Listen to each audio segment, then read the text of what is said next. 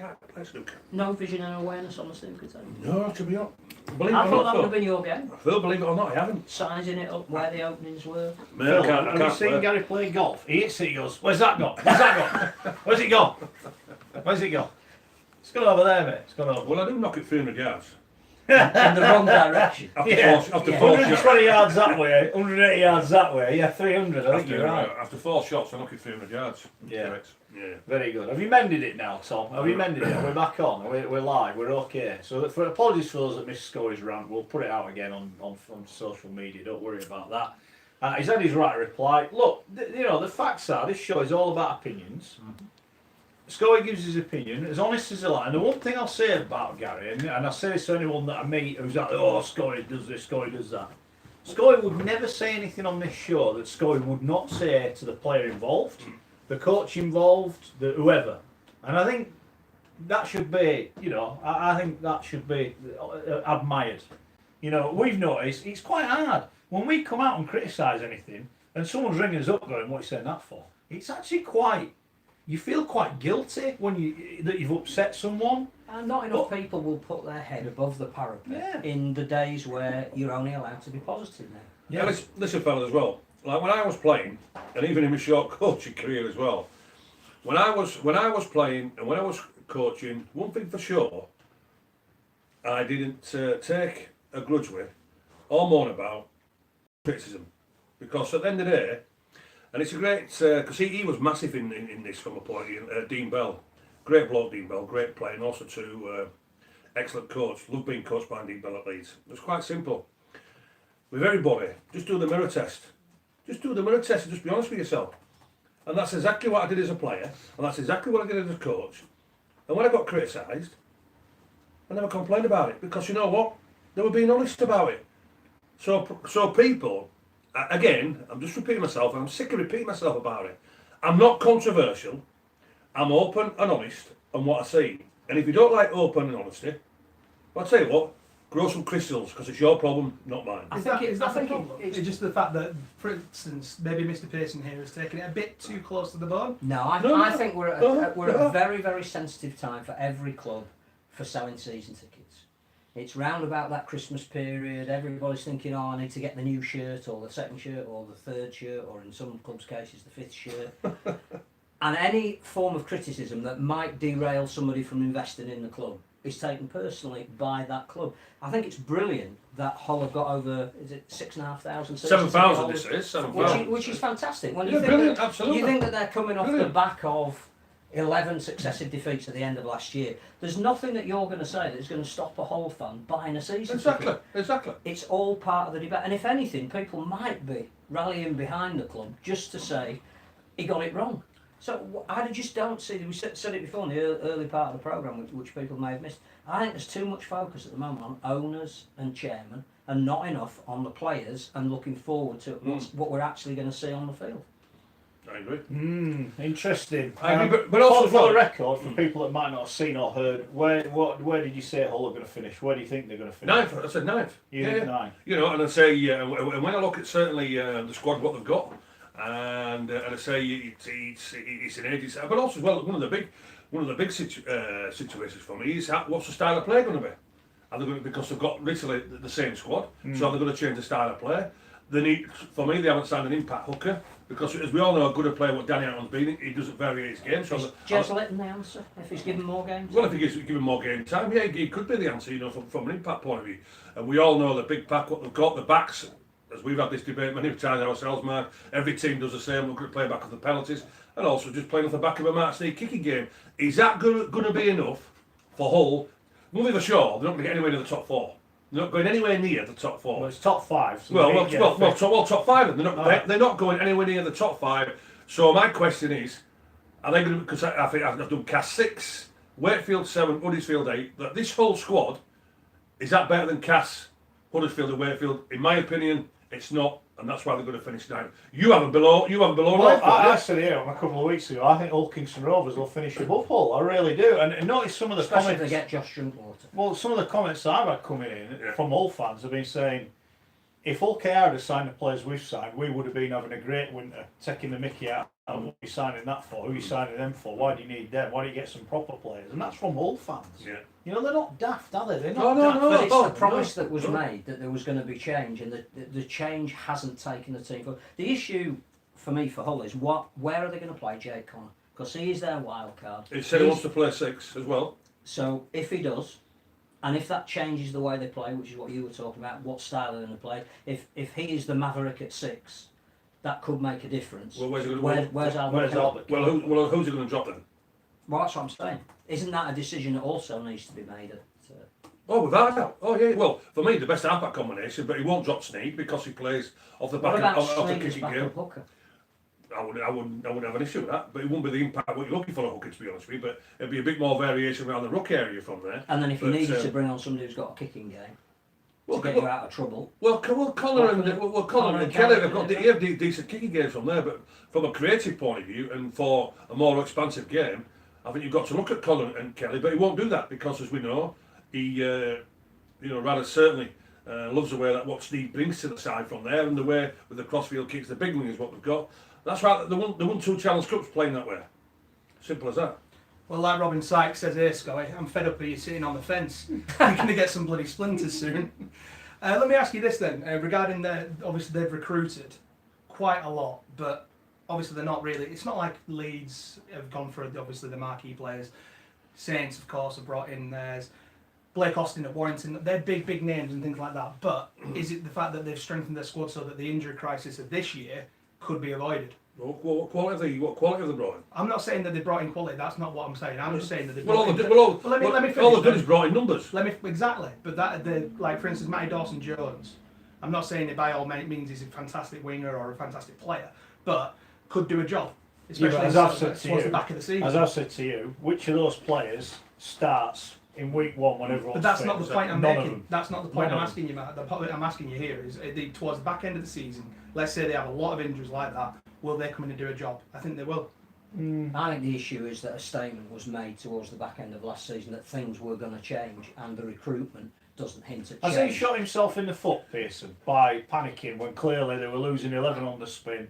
You know, and not only losing, conceding 70 odd and 80 odd. 70 odd at Wakefield and 80. A professional Super League team spending full salary cap conceding 80 points, right?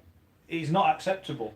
I don't think he shot himself in the foot on the basis of the fact that 7,000 people clearly are on point with supporting the team next year. I think the problem that they've got is one that's already been alluded to by the two colleagues at either side, is that other clubs have gone out and signed marquee type players.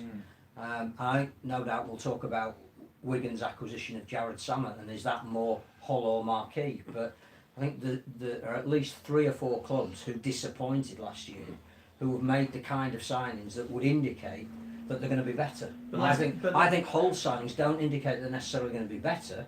They're better at coping with 2 or 3 players being out. But that's not enough. That's my point. Yeah, I tell you what as well, fellas. You know, an sensitive factor is going to be as well, because all the press guys are beginning out the predictions before the season started. I always put my head on the chopping block. I've gone early, as I normally do, and I don't have an issue with that whatsoever. But I would imagine everybody who does their predictions, from all the press guys, because you'll be doing it as well, everybody who does it in the League Express, from Martin Sadler's point of view, and Aaron Bauer and Matty Shaw, I would imagine most of them will have Hull either 8th or 9th.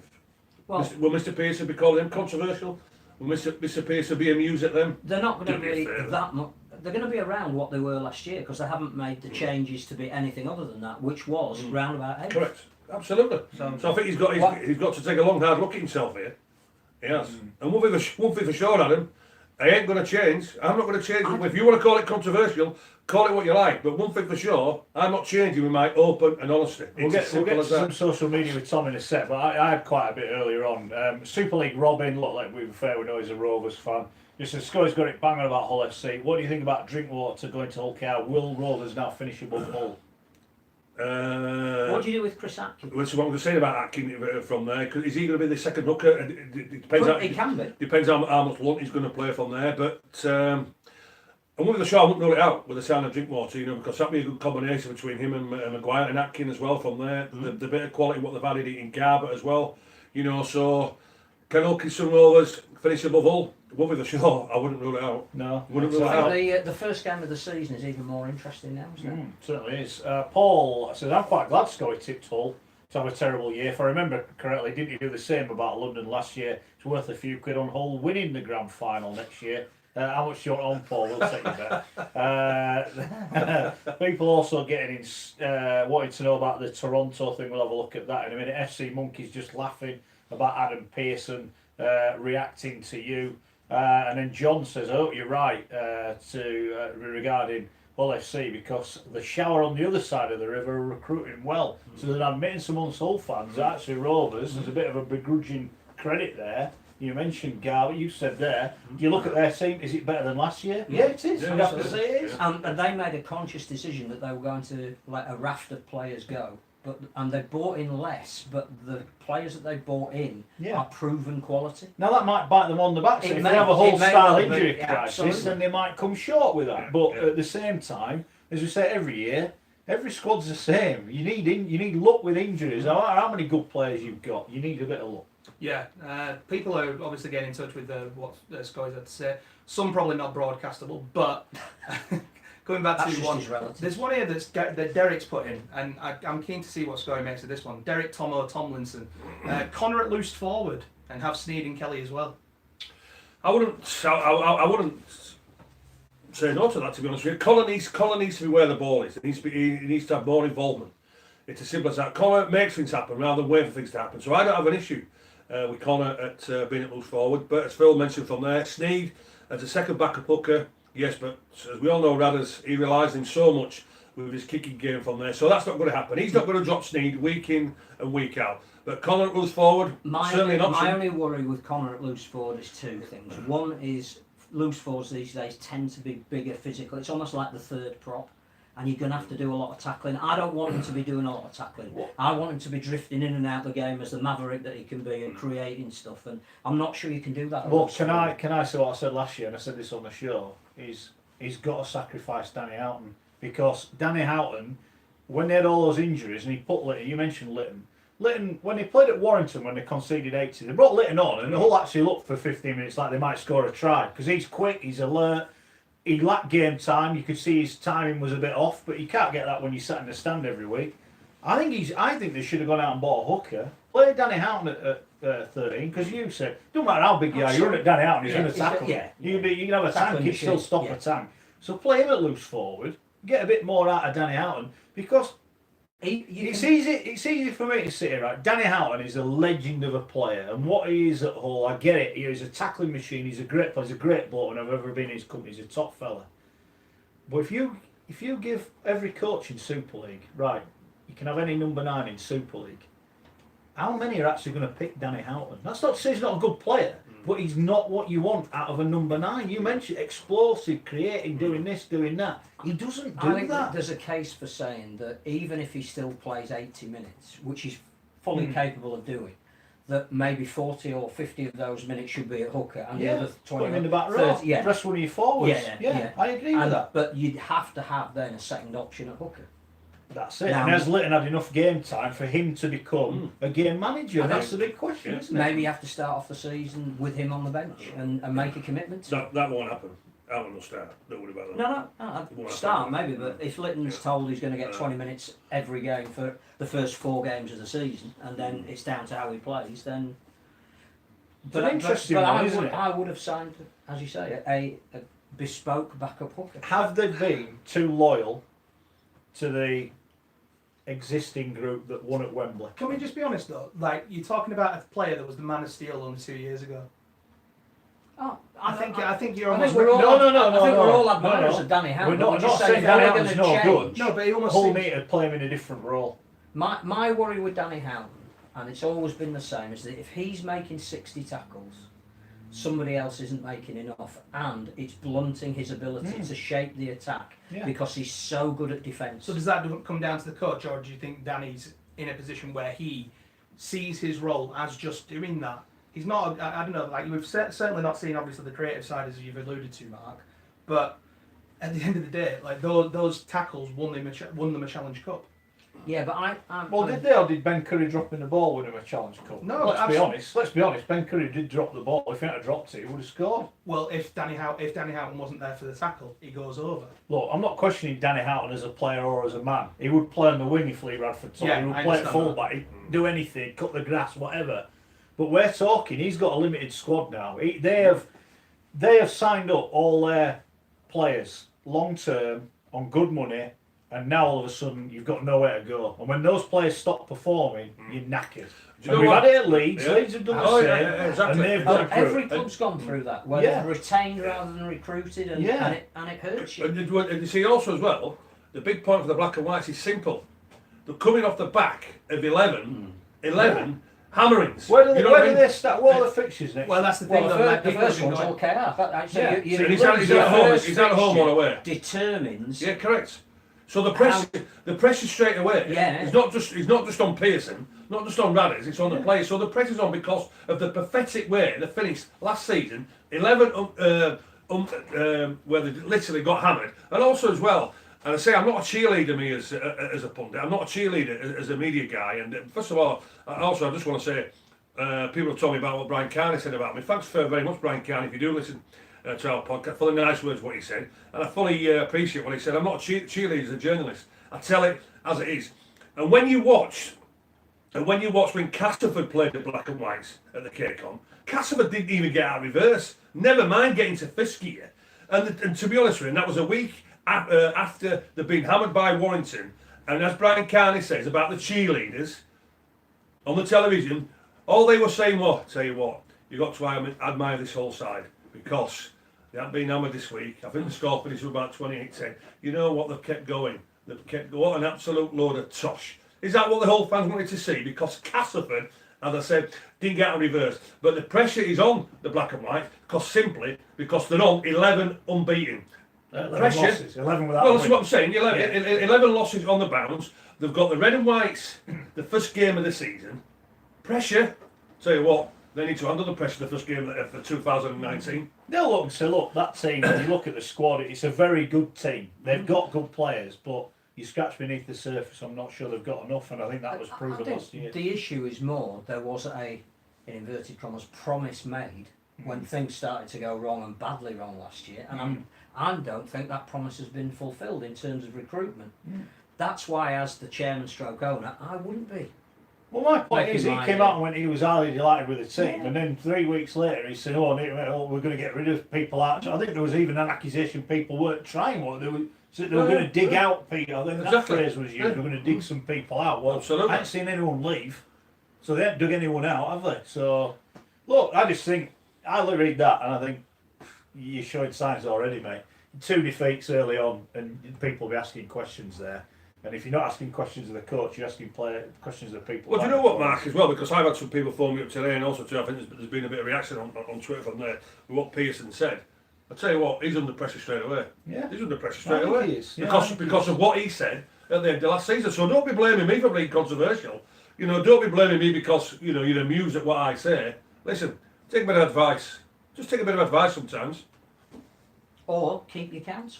Or keep your trap shut. Simple as I that. think counts is do. probably a better phrase. I look forward to your hospitality invite. And mine as well, actually. I'm looking forward to him not getting in the car park. Hey, at the Boulevard now. listen. Don't worry. Okay. Scully gets in the car park at all every time. Listen, fellas, as I've said, Leeds Rugby League Club is my club. I want them to win the treble. If Leeds can't win the treble, I want the black and whites to win the treble. There I go. They are my second side. They are my second side who I support. Are they going to win any trophies next year? Not a cat in hell's chance. Plenty of comments coming in as ever. People asking about what did you predict London last year? Scully says James, right? 9th, didn't I? Well, I mean, does that not maybe worry you? No, one really. No. Also, as well, fellas, and Mark will say it as well because he's quite complimentary at times to me when people do question what I do say. I say what I say because I believe in it, and I think also too I can back up the reasons why I said it. And the reason why I said London will not make the top 8 last year was quite simple. The Henderson factor. Would the players give the respect what Danny Ward deserved? Would Danny get a reaction from the players? One thing for sure, I was totally proved wrong. The players loved playing for Danny Ward. They gave him respect. And what Danny Ward and Langley got out of his players was quite simple. They got consistency week in and week out. They enjoyed the rugby league from there, and it just proved a matter of fact that it's not all about coaching, about your man management. Let the players express themselves, play with that smile on the face, and you get results. And that's exactly what London did last year. But one thing for sure, it won't be happening at the Cape on this year with the black and whites. No way, mate. Robin says Hull KR are dark horses. I think lots of people are talking about that. Over on YouTube, keep your comments coming in. Loads of people talking Have about... you mended it now? Yes, thanks. Okay. Just to clarify that. Westerman at loose forward says 22. Connor over Sneed says Ben Long. A little bit of sizist from Rommel saying about Albert Kelly, saying basically he doesn't look fit. I think obviously most people... I don't think you can read anything into that. I don't this think you can stage read of into it, pre-season. No, look at me and Scully. We'll be ready, don't we? I suspect Christmas Albert ain't Kelly's coming. wearing 74 layers as well. And then people are confused why Rich is not here. He doesn't like you, doesn't care for you, and that's why he's not here. It's just one rant too I'm many. starting to think we're being sabotaged from within here. First, you mess up the thing that I didn't you didn't do as you were told to do. Hey, I tell you what, And now you're criticising our he listeners. calls himself a Leeds fan. He's working at Cass. He's got the Cass tops on now. What's You all should that have about? seen him, him son? kissing the bad. I did Oh, not God. kiss the You bad. did. I'm not having this, right? You did. People asking about Greece. What's going on with that, Phil? I've got the comment up here asking about what's going on with the Greece games. Is this with them having to play like at midnight? Is this right? That They did. There was the problem in Greece is that there was a previous administration, that somebody who was linked to the government of Greece as well, that gave out accreditation to rugby league.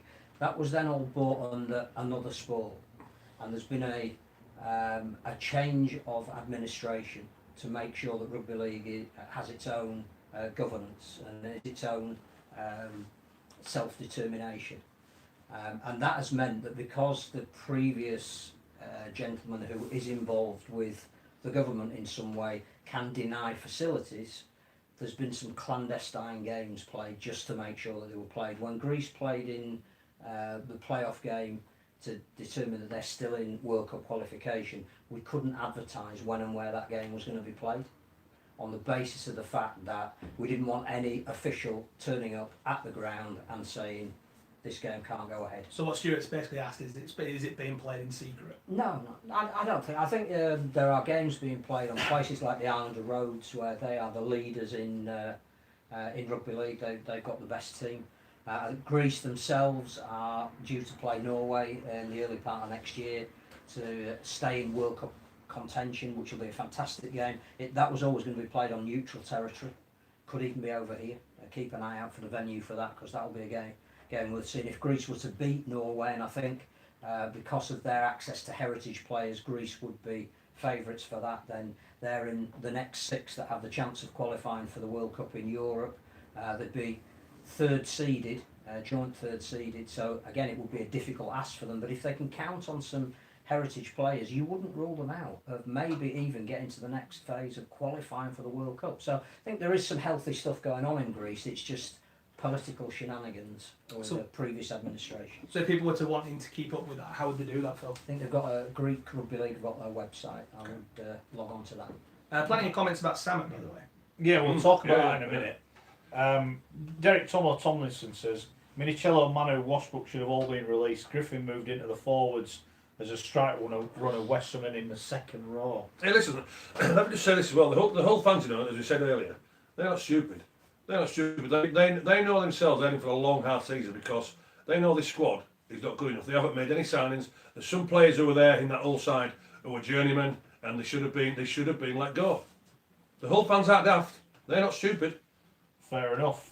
Enough of this Hull in Crisis special. Let's get back to talking about the main issues, i.e. Leeds. What Leeds? Leeds? Why? Why Trent Leeds? Merrin arrives tomorrow. What do Conrad we Hull's do? What do we here. do? Lay me coat on the floor for a walk. No crisis at the Hey, moment. Phil, There's no crisis in Phil. Leeds. You give it 3 weeks. Phil, I spoke to somebody as well. Spoke to somebody as well there, Trent Mirren. Has he come as a marquee signing? And somebody said to me a figure. I don't know any figures. Well, no, but as we all know, Gary's very conservative, and I know it's a marquee signing, but the figure I was told today for Trent Mirren, bearing in mind he's a back rower, so he's not going to win you many games. He'll keep you in games because he's a good defensive player, but I had a figure of £400,000. Leeds won't Is that pay every would they? year or over the 4-year contract? Well, it's a season. The Leeds won't be paid that, would they? I'd be surprised, but Yeah, I said no way, mate. I'm not I a don't. player agent, so Yeah, I don't know what they're going I rates. said I don't think Leeds would pay that for a player. £400,000 a season for a back row. Well, and they've got 2, so you'd think that the other marquee signing would. I don't want to cause everybody knocking on doors now at Gary's door. But I that's what haven't heard that there's been any dissent. Callum Watkins just gone, how you doing, Conrad? What are you getting paid by? How much? How much? Yeah, but when I thought for a back rower. It's going to take some serious money to get him out. Yeah, but my thought was quite simple, man. Gary wouldn't pay £400,000. I don't think Gary's necessarily in charge at Leeds anymore. He might be in name, but I don't think he is in reality. No, well. Because if he was, But also, they wouldn't have signed yeah, him. but Mr. Carrick's a very smart businessman. He hasn't made his few good by just letting anybody have anything. To be honest with you, Mark, has he? Yeah, Fair. He owns Monk Price. He owns plenty, don't we? Well, I suppose The king. Very good. So you mentioned Jared Samet then. Tom, what's been said about Jared Samet? Of course, he's signed for Wigan, 2-year deal. What do we make of that? Well, plenty of people are getting in touch, and I think they're questioning it. So people are obviously can't seem to find the one that was saying basically, are they mad? Are they mad? Is it a Wigan fan or is it? It strikes me as a bit of a Hull fan considering the amount of comments they were talking about Hull. But yeah, let's have a look at it then. Samet, 2-year deal. I thought he did a great interview in the media last week, saying, "Look, I never wanted to leave, but something's happened behind the scenes, and it was tough." So I think we should pay him absolute credit for his performances to get London promoted. I think that too often we don't know what's happening behind the scenes. And for a guy, if he's got issues at home, not just what they are, but he said he had some issues. Well, I think his family were living in Cleckheaton. Yeah, and he was commuting to London. And as I live a couple of miles from Cleckheaton, that's a long way to London. It's a fair way to Wigan with the M62. Yeah, it is. So credit to him for that. A lot of people I've sort of said, well, is that London getting relegated because they've lost one of the best players? But he's gone to Wigan. I don't think anyone expected that, Scully.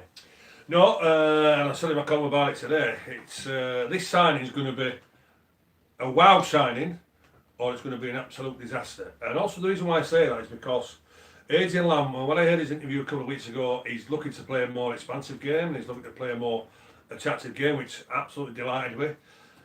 Gerard Samet, is he going to be the player where he takes a lot of pressure off George Williams? Because as I say about George needs to be a lot further away from the ruck area to make sure he gets the open space for his creativity. So is Gerard Samet going to be that organiser to get Wigan in the right field position for the creativity point of view? I've not seen that in him, but what I do see in Samet is he's a maverick of a rugby league player. I think he's a quality rugby league player, but he's the sort of player what will get Wigan where they want to get to. So it's either going to be a brilliant signing or it's going to be an absolute disaster. But also as well, the question what I put in the League Express was simple. He signed a 2-year deal, so that tells me Sean Edwards has been on this signing, because you can't tell me that Sean Edwards, even up to now, and he doesn't come in until 2020, he's not having influence of the way he wants Wigan to play and also to the signings. So there's 2 points there. It's going to be brilliant or a nightmare signing, and Edwards has had influence on this as well. When we obviously learned quite quickly that Sean Wayne was going, and there was a lot of speculation to why he was going. We went down the route of the fact that we'd understood that they'd approached Sean Edwards and word had got out and he's walked out. We were contacted by people at the club, high up in the club, who obviously know more than we do what's happening at Wigan. And they were quick to rubbish that rumour. But there was another rumour, very strong rumour, that Wigan are cutting back on their spending. They're not even going to be spending salary cap. Now this signing would fit in along with that, wouldn't it? That they're penny pinching. They've lost Bateman. They've lost Sam Tompkins. They're cutting their They've lost McAlorum. I think it tells you where they're fishing at the moment. Yeah. Which is not to say that Jared Samet isn't a good signing. He might be exactly what they need. Yeah. I think it's brilliant as well at 31. He's getting the opportunity to showcase himself with the champions on the biggest stage. So full credit to Jared Samet for playing well enough to get a contract with the best team in the league as we kick off the 2019 season. And I think he can bring them something. I think he does offer something that they don't have at the moment, and that is unstructured. You know, you will not fit Jared Sammett necessarily into an 80-minute game plan. There will be times during that when he's on the field where he'll see something, he'll do something, and the other players around him that play in the same team will have to react to that, which is not necessarily the way Wigan have played under Sean Wayne. It is very, very structured. That's the other thing. I think he will, Matt, because he's signed a 2-year deal. Where do you? I mean, obviously, I think Tommy Luluai's coming towards the end of his career. He needs a bit of cover. Do we know? I don't know. What is Sam Powell's best position? Is it 7 or is it 9 or is it between the two of them? In which case, to have Sammett in the mix gives you options. I think Powell's become for me a number 9. I think he's a phenomenal. The hookers for Wigan next year will be Powell and Luluai. But I think Sammett starts for me. Sammett starts. Sammett, George Williams, yeah, do you? In which case, I hope he is an immense success, and I hope he brings them a different dimension. I just think it tells you that buying a 31-year-old to replace the calibre of players that have moved on, and we've seen the pictures today of Sam Tompkins at his first training session with the Dragons, and it looks odd. I mean, you know, it looked great for the Dragons, absolutely fantastic, but it just seems odd him wearing that shirt and not a Wigan shirt. The problem is, if we go now and say Sammett is a signing that smacks at the salary cap not being fully spent, and we sit here in 10 months' time and we're going to have won the title again, which they're quite capable of doing, because nobody really picked them halfway through this season. You know, Liam Finn signed from Featherstone to Castleford. Look what he did. You know, I know the different players, but it's not to say they can't work. Absolutely. Now, I think it just says what waters they're fishing in. Yeah. It doesn't say anything about the calibre of the player that they've signed. Can you imagine the conversation that Sammett had when his agent went, Jared, what were we off? We were working and swimming. Part time? No, a bit higher than that. Bradford, you know, you can imagine. Wigan, we're off to Wigan. He said when he got the phone call, and what Wigan, he spewed up. That's what he said. That's what he said in league. He was physically sick. Wigan for me, but also too. I didn't see a lot of him at Wakefield. How did he do at Wakefield when he played in Super League? How did he do there? I don't look. I think he's hit and miss, isn't he? He can be brilliant. Oh, he's that maverick player. But I think he was great last year because he achieved a level of consistency in a team that overachieved. I was just going to say that, Phil. The thing for him at Wigan is going to be consistent. What Wigan want him to do, week in and week out, is be consistent in the performance, how they want him to play. And I would imagine, because Lammy being the halfback, and also to Edwards and all, because don't be fooled by it. Edwards will be doing plenty behind the scenes up there. But I would imagine they'll be saying to Jared, hey, listen, you know, we're going to play to this so-called structure from there, but if you see something, we won't be putting you off by doing that. But you've got to, I guess from a point of view, do it at the right time, and making sure it's not putting us under a bit of pressure, what's really not necessary. But also as well, Christmas is just round the corner. Sammett will be thinking, my Christmas has come already in 18, 19, and hopefully I might get another year after that into 2020. This kid here, if he lives at Clackheaton, he won't be getting the car. He'll be running there because he'll be quicker than the reindeers, what Santa Claus is usually, because he'll be absolutely buzzing for the kid. And as I say, I hope it works out for him, because he deserves, he's taking the position as a halfback being Australian, but one with a show, he deserves an opportunity. And Adrian Lamb, if he's giving him the changing the style of play, I applaud it. But it's either going to be sensational, or it's going to be a disaster. Or he's going to be a brilliant link with Zach Hardacre. Because the one thing that nobody's speaking about, because we don't know what the situation is with Zach at the moment. Hopefully, whatever recovery he's needed, he's going through, and he may even have started training again. But he, out the back, is everything a halfback needs. And if Sammett is the kind of guy that can bring Hardacre into play, Wigan are already playing a different style, and they've got different attacking options. So I hope he's a huge success, but it will depend on who he's got playing. I tell you what, fellas, moving the show, I don't think you'd would ever hear me say this. Me being a Leeds man, being a Yorkshire man, and saying this about Wigan. Do you know what? I'm looking forward to seeing Wigan play next year. Believe that, Wigan fans. I'm looking forward to seeing them play next year. I'm looking forward to the World Club Challenge. That's the game I can't wait. Looking forward to seeing the Pie Eaters play next year. There's loads of talk about this. So I want to kick it off with what Jules has asked on Facebook, saying, and I want to go down the line, simple yes or no. Would Sean Wayne have signed Sammett? No. I've got to agree, I don't think he would. Mark's got in touch saying it would be very interesting to see how he performs in a better quality team. Could be good value for money player for him. Yeah. I can agree with that. And then, What about if Hull had signed Jared Salmon? and I see. I mean, again, going back to, I don't want to keep going over the ground that we've gone over, but I think that would have been a little bit of, we're going to vary the way we could play. That gives us some options. But it's Wigan that have done that, and I think that sums up how this Well, programme we don't know started. what they've paid for him. We might be getting paid peanut. We don't know. I don't think it'll be huge. Yeah, so it could either be a wow thing, but But if if he's he's in 3 games, But if he's big available, games, So then listen, cup, hey, quarter listen, final. I'll tell you he's what, worth the money, I'll tell isn't you what I know, behind that pack of forwards, because one thing what Gerrard is, he's a good support player. He can play with that vision and awareness, and he's got speed, so if he's playing behind that pack of forwards and they're hitting the straps, and they want somebody to score tries 30, 40 metres out, nice little pass offload, that kid can support and he can score tries and 30, he's a 40 good yards. goal kicker, which again, Sam Tompkins has gone. Yeah. Another reason to bring him in. Dave Sinclair saying, I think Sammett's a class player. He hasn't been given a chance at a big club. Hope he does well at Wigan, and he's a Leeds fan. To that end as well, you talked about his age being 31. Was that you, Mark? I think it was. I think Phil. Phil, sorry, Phil. The thing is as well, it's been proven with someone like QLT at 33. No matter your age, if you get that sort of chance, you're going to grasp it with both hands. So I am actually really looking forward to seeing that. I think it's probably one of the more interesting signings in terms of, like Scotty says, I think it'll either be good or bad. I think it's interesting because it's not one that was predicted. No. A lot of the signings, but the excitement at the moment, even though a ball hasn't yet been kicked, is that we genuinely don't know how some of the players who are coming into Super League are going to go. There's no predictability at some clubs. So, take Conrad Hurrell, who's arrived this week with his beaming smile, and pledged to make a go of a big deal at Leeds. If I wasn't a Leeds fan, I'd quite want to watch Conrad Hurrell just to see how he's going to go. I think he brings something with him that Super League hasn't had for a couple of years, a potential excitement. I think Sammett's the same. I would be happy to go and watch Wigan play on the basis of the fact that I don't know what Jared Sammett's going to bring to that team, but I'd quite like to see how it unfolds. Just so you know, you have upset someone on Twitter.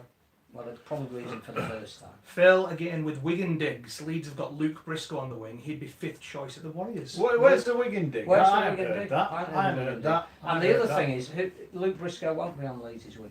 It'll start with Ash Handley. That's why he's got the number 5 shirt. Interesting. Speaking of the shirts and things like that, obviously Wigan left the number blank, and that's fine and everything. Do we need to get to a point where perhaps we need to drop the names and just have the starting 1 to 13 on a match day? I don't know. It was the ability to sell shirts, wasn't it? at the Yeah, I start of the suppose, and season. obviously on the It's retail a market, but- commercial reason why they did it. Yeah. But how many shirts do you see with actual names and numbers on? I don't think it's that many, is it? Nah, there's quite a few. I think there are quite, particularly young supporters do have their favourites, and before the start of every season want to get their name on the back of the shirt. So yeah, I think it But I'm does picking work. the players that play that if fit play every week anyway, so they'll be in the number 1 or the number 7 or whatever. And I'm not even sure how much numbers matter, because some players traditionally have always kept the same number. Some are very superstitious about the number that they get. Some regard it as their elevation into the top 13. You can read in it either way if you want. I've asked also marquee signings, who's been the best one for Super League. Someone's already said Coote. I think that's got to be proven yet, but we'll see. I'm not even sure he's a marquee sign. I think he's a very good sign, but I don't know if he's come as a marquee player. He's got to be on a hell of a wage though, surely, Phil. I don't know, because I think, as we said last week, what Saints have done is spread their squad. They had their marquee player in Ben Barber. He clearly was being paid an amount of money as a marquee. He's now not there, and they've signed 3 very, very good players. Now, I suspect that one or other might be a marquee, but it'll be a more even load. Mine's Blake Austin. I can't wait. He hasn't played yet. No. The reason why I say it, Tom, is because when I saw he's calling the league express a couple of weeks ago, he's coming over with the right attitude. He's not coming here for a holiday. He wants to do well. He wants to get one into where they want to get to.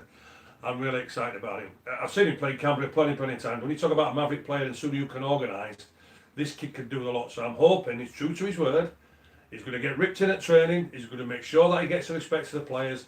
And he wants to be that final piece of the jigsaw, as we all know. Not just getting to Old Trafford, but he wants them to win that grand final. I can't wait to see him play in You the say one-two jersey. final piece of a jigsaw. The marquee player next year could be Gareth Widdop. he's already said that he's certainly playing 2019 with St George, but he's given them notice that he probably won't be there till 2021 because he wants to come and play in Super League, something he's never done before. He went over to Australia as a 14-year-old from the community game here. He's made his name in Australia, but he wants to finish his career over here. He'll be another Warrington player. Well, Kevin How Brown. are they under I was cap? going to say, How are they under cap then? Marquee player. Marquee what player. I was going What to you say, want. picking you up on the Blake Austin thing, if you put Austin and Widdop together, that is a winning combination. Well, he'll be going to Warrington one because Kevin Brown will come at the end of his season. Saints apparently are in for him. But I can He'll see, be Warrington. I can see He'll Warrington. be Warrington without a doubt. And no Wigan? Don't think Wigan might be saving up for him? No, I don't think so. He'll be Leeds? Warrington. He'll be Warrington. No. I think Leeds have got their 2 marquee players for the next 3 or 4 years, so I think that rules them out. I think he has to come as a marquee signing. If they're playing If- good 400 grand, I'll tell you what, what would we not want? if I was Adam Pearson, I wouldn't be saying anything until I'd signed Gareth Wood because my marquee player for next year. Stop saying controversial things. He won't like it, Pearson. I'm Saying just saying, that's what I'm Hey, listen, if you're saying controversial things, go get a proper job. Yeah. Now, as Yeah. he says. You're going to stop selling books. out on the scaffold. Go get a proper job. Stop writing about this game. Stop promoting Rugby League. Go get a proper job. Such a cheerleader, Phil. Yeah, there's a cheerleader, eh? Coming back to really quickly about the 1 to 13, Benny makes a good point, saying 1 to 13 numbers helps newcomers to the sport understand positions easier. Yeah, bang that. I think that'd be quite a good idea. But maybe, wasn't there so. a football game that was on the other day that I half caught where somebody was wearing something like 52 or something? Phil, if no one understands football, then I think that it's a bit.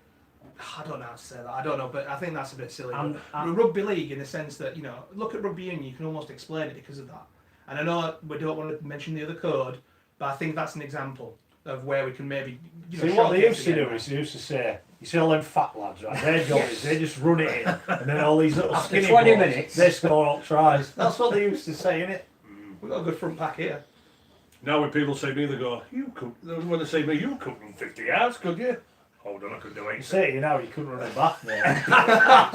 He's a bit harsh. It's a bit harsh, lad. You'll be going where Peterson's going, lad, soon. Don't worry about that. No worry. Speaking about marquee players, Robert Hesp saying that Conrad Huddle as a marquee player, he's going to kill defenders. Exciting times at Leeds. Over on YouTube, keep your comments coming in there, and thank you very much to everyone. Obviously, apologies about the tech issues. Wigan might, if Williams goes the other way, he won't be at Wigan too much longer. Now, Williams is interested in a marquee player, and I don't know if I were a Wigan fan, would I be happy calling him a marquee player when I could perhaps get someone, i.e., Blake Austin, Gareth Widdop. Gareth Widdop? Yeah, exactly. So if you Well, I were, reckon he has rumoured himself he wants to go to the NRL, and then that quickly got quashed, didn't it? George, yeah. Well, when you look at the Widdop situation, right, what's Gareth now? He's 30 years of age, isn't he? I think he's a little bit younger. So then when he comes here, he'll be knocking on the door of 32. Will he have that same quality? Yeah, he's 29 currently. Will he have that same quality, Gareth? Yeah.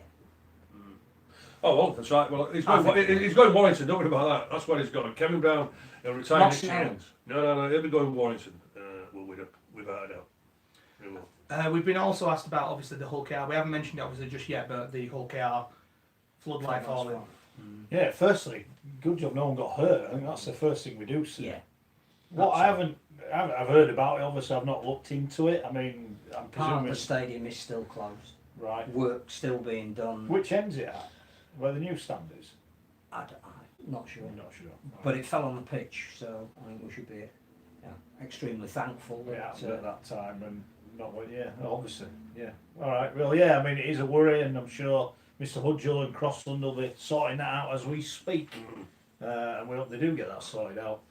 I tell you what, we mentioned as well with that marquee signing when you mentioned there, Tom, and Leeds have got two, and again, just in the League Express, the standoff who's come to Leeds, Law here again. But what he said in the League Express interview, he's come to prove a point because at the Warriors and at the West Tigers, he had a spell, but then he got put in reserve grade, and then he was used as a utility player. So now he wants to get rid of that utility tag. He wants to prove himself as a quality number 6. So what I'm hearing now from these overseas players who are coming, they want to re-establish themselves. All right, if they want to re-establish themselves because they want to go back to NRL, well, that's their choice. But for the contracts, what they have signed for, Lahay's what signed for 3 years, Austin's 2 or 3 years from there. They're coming with the right attitude, and I'm liking the sound of that, fellas. You know what I don't mind about the foreigners coming over is when they have got a point to prove, and maybe when they do want to go home, because that means he ain't coming here for his rubbing his hands together and collecting all the money. He's actually saying, look, if I do really, really well at Leeds, I might get an upgraded contract, or I might get a move back to the NRL. And that suits Leeds. If he's playing well enough for some of the NRL goes, we're having him. It's the same with coaches as well, isn't it? Yeah, I don't see coaches who come wrong here that want to build a reputation to go back to the NRL, they've got to coach at a really high level to get noticed. Do we, as a sport, and we've mentioned this before, do we need to look at the rules regarding work permits? Because we've seen the Aussie kids over here, they've played a couple of 3 games, and people are already saying they'll be in the NRL in 18 months, they'll be playing in the NRL. The schoolboys are but over here now, we can't sign those players. No, I know the schoolboys, we can't sign them now. They won't get a permit to come to England. But are those the type of guy? And people say, well, they're only taking the place of the young English lads. But you get an Aussie at 18 who could be a world beater, you get him for 2 years. Is that a gamble worth taking? Our good friend Carl Hall did that. Came over with the New Zealand schoolboys, signed for Doncaster as a 17-year-old. Absolutely ripped it up. He was sensational. So yeah, I think that you've got where we are at the moment as a sport. You've got to have the ability to get anybody that you think is going to put bums on seats. Yeah, I know you're pulling a face, like, but there's been, from what I mean, it's some great. I haven't seen the games. There's at least 3 on what I've seen so far. That you would immediately pick out. And so the hooker Gray is brilliant, although I think he's already contracted to Canterbury. But again, you might even say to Canterbury, 2 years over here, and then you can have him back as more than a finished article. Because he ain't going to play in your first team. I'll tell you. Hold on, Robert Elson's here with the team. Or is it Nigel Wood? Or is it, who else? We got a Twitter poll last week. Who was it on the list? Robert Elson, Nigel Wood, who was Ralph, who was the other one?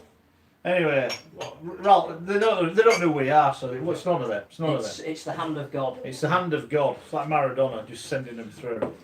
So let us know. I know Scott's pulling a face there about the young kid, but I just wonder, you get them. Absolutely. You're not going to pay a lot of money for them. You could get a world beater in Robbie the thing. Paul. Yeah, come on. I remember watching Robbie Paul's first game. Nobody knew who he was awful. We'd seen him absolutely play awful again for the New Zealand schoolboys at Wembley against England, and then all of a sudden he's over here. They played him at fullback at Halifax, right, and he didn't look like he could catch a cold or tackle a good dinner. He did all right. And he did all right, didn't he? So it's, you know what I mean? Well, let me do a response to that. What I would like to see then, if we're saying about that 18, 19-year-olds coming over here for a couple of years, then why can't we then alternatively, our kids who are playing for the England Academy, if they're, say for instance, are coming from the Roosters or the Cameron, what have you, however that youngster comes from that district, we send one over there for 2 years to see how good they are, and then vice versa. That's what I would like to see. Mm-hmm. Yeah, but overall, them taking our kids' places, no. But if we could do a transfer for 2 or 3 years where vice versa, they come here, we go there, which then we can improve them. They improve our talent. I'll buy into that any day of the week. Well, maybe that's something we need to look at. I agree, That doesn't count on the quota. They do get a work permit. Yeah, absolutely. Perhaps even don't even count on the salary cap, so that what you're paying them is perhaps expenses rather than. Well, it's this development, isn't it? Yeah, the way and I can't see an Australian team not wanting their players to have that kind of a life experience as a really young kid and bring that back into the first team dressing room. Yeah. Look, it's another talking point. I think it's been interesting. We're always more who can't get any players in Super League. Look at the players that are coming to Super League next season. It is going to be so exciting. And now, we've mentioned Mr. Pearce, we'll mention him again. If Blake Austin rips it up, if Mr. Hurrell rips it up, people are going, hang on, why don't we go one of them? And all of a sudden the pressure's on the block at the top, you're going to have to spend some money. So. Or it's how you decide to spend your Mr. money. Wilson. Because he is spending his money. Mr. Wilson, are you being controversial or are you just being open and honest? Well, I think you have to be Danny Houghton thing. I'm actually considering I might be getting death threats tomorrow, but we'll deal with that tomorrow. I want to ask you this, Scotty. Steve Bloomfield's got in touch saying, isn't Samet a journeyman? And we all know your opinions on them. Well, journeyman in what aspect, to be honest? Well, I would say, people will say, well, it's 31 years of age. But at 31 years of age, I think he's still a quality player, and I think he will add that quality to Wigan if the way that they want to play. So no, I don't think he's a journeyman. To that extent, then, what is your definition when you say journeyman? Is it someone that has been to so many clubs because they're not good enough? Yeah, well, so many clubs are not produced the goods at the clubs. Simple as that. That's why I'm calling them journeymen. Simple as that. You know, and You just look how Widnes pack their sides. Well, they pack their sides with journeymen. Simple as that. And one at Ulquiano, and I'll be one what Ulquiano brought. Well, Araki, he's a journeyman. I don't understand that signing, to be honest with you, but they've got the reasons from there. There's going to be a squad man or there's going to be an impact player, what have you. But no, it's these overseas players who are at the age where realistically they've not done it over here over a period of time. They've been in a few clubs, haven't done anything, and now they're just hanging around for a payday and they're taking the places of our English guys. Simple as that. Fair enough. But I do bring, as I said earlier with Sammer, this is going to be a wow signing or it's going to be a disaster. Time will tell. One thing I'm not fully sure about with Wigan signing Sammer is that, quite rightly, Wigan have got the best production line of young players. They won the under-19s. They've won it, was it 9 times in 11 years? Is there not a half-back whose development is going to be stymied by signing Jared Sammer? Well, An English half-back. young Sharrock's, it's been who proven. went to Salford. And also to the other one, Josh, Josh Woods. Josh Woods. Obviously, do not think he's good enough yet or already yet. That's that might be it, question, but isn't it? obviously maybe they don't think they've developed it. But Shorrocks went to Salford, so he's experienced a bit of Super League. And it may be that there is this huge gap still between being a very, very good under-19 player and a regular first teamer at Super League level. Well, again, and maybe Sammett's filling that gap for them. well, again, they're big into the situation. 19 and 20-year-olds, because of the so-called physicality, they say they can't handle it week out. Which, I don't believe in that philosophy a little bit. What I am looking forward to is the full England academy playing the Aussie schoolboys this week in the first test. Yeah. Second test the week after.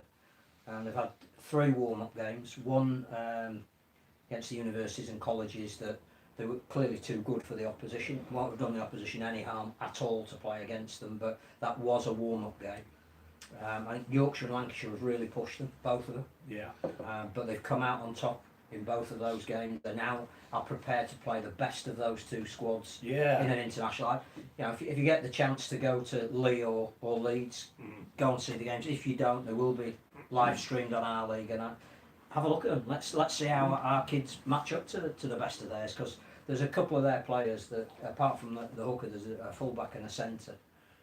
That are really worth watching, and it'd be fantastic to see how our academy kids play against. Worth a shout out as well, Joe Sharrett, of course. Yes.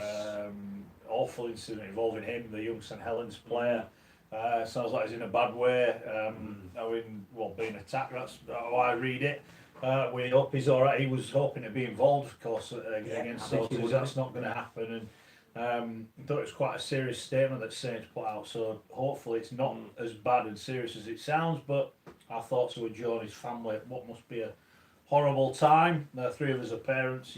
You don't want to be in that situation, do you? It's as simple as that. So our thoughts are with Joe. Get well soon.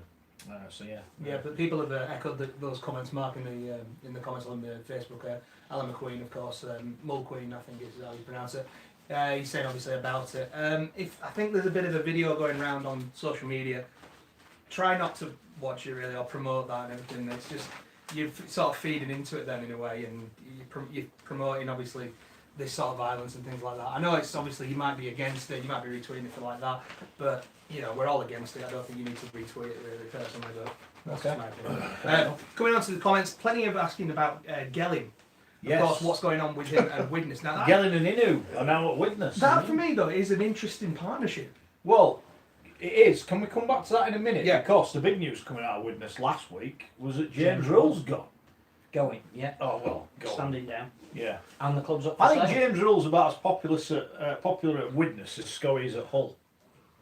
I think that's my starting point. Have you got any? Would you like to go higher or lower, guys?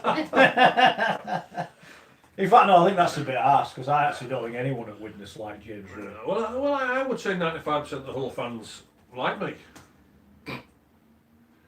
Sorry. Does Gary know? Everyone now's going. Does Gary know what like means? Define like. If you put a poll out there, I bet you 95% of the Hull fans would say, yeah, Scully's all right. I'll give it an hour. Do you want to try it? Yeah. That ain't happening. No. No, you put it out here. I'm thinking 2. I've got 2. All right. Out of What everything. percent? Yeah. Do Like. Hull fans like Scully? Yeah.